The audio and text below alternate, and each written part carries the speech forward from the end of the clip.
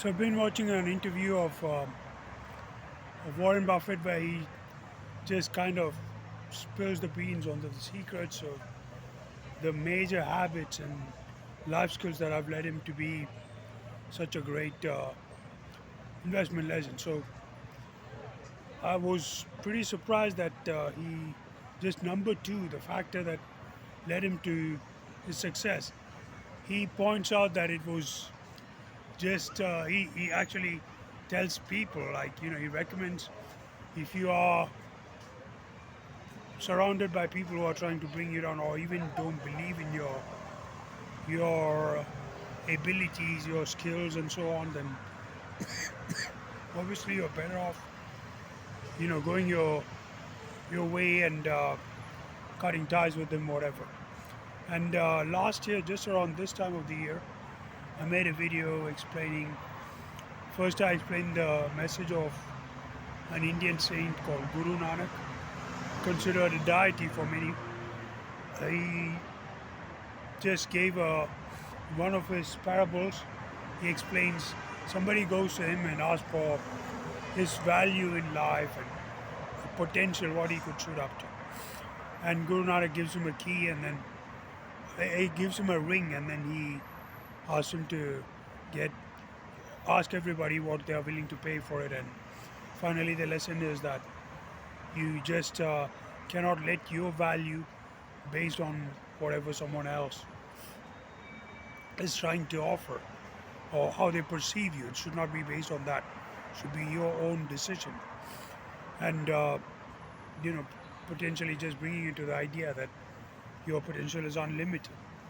And I quoted this to explain the way I was struggling with a woman who was like, she just wouldn't let me walk away, just insist on meeting up. And long story short, although it seemed impossible because a friend of mine who was a lawyer who tried to talk to her and tried every possible legal way to get rid of her, to get in terms with her, to see that she would get into legal trouble if she didn't stop contacting or even harassing me.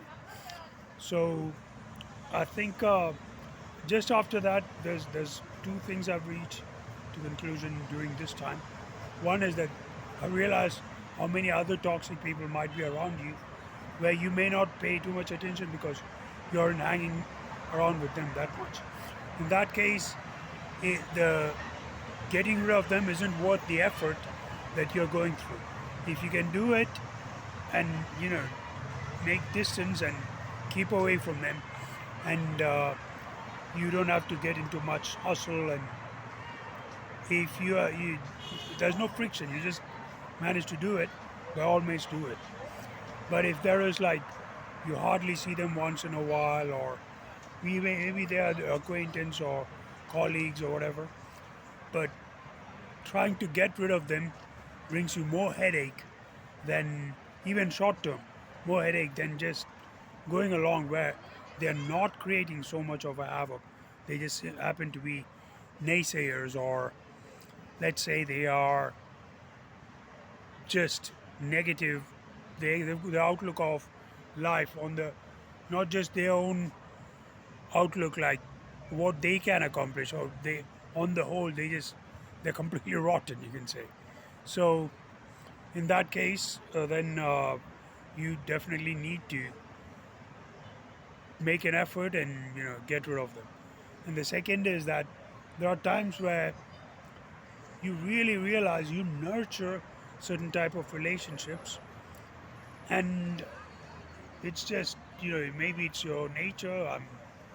I think I can perfectly relate to it, that I try to encourage people, I try to see the positive in others, and I try to bring everybody up. And in fact, I would even say I gain more energy just by associating and trying to see the positive in everything.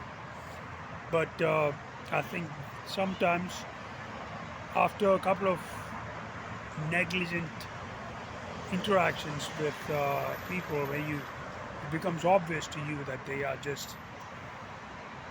are, I wouldn't say like fit for nothing. I would say it's just they're leading. There's nothing going for them.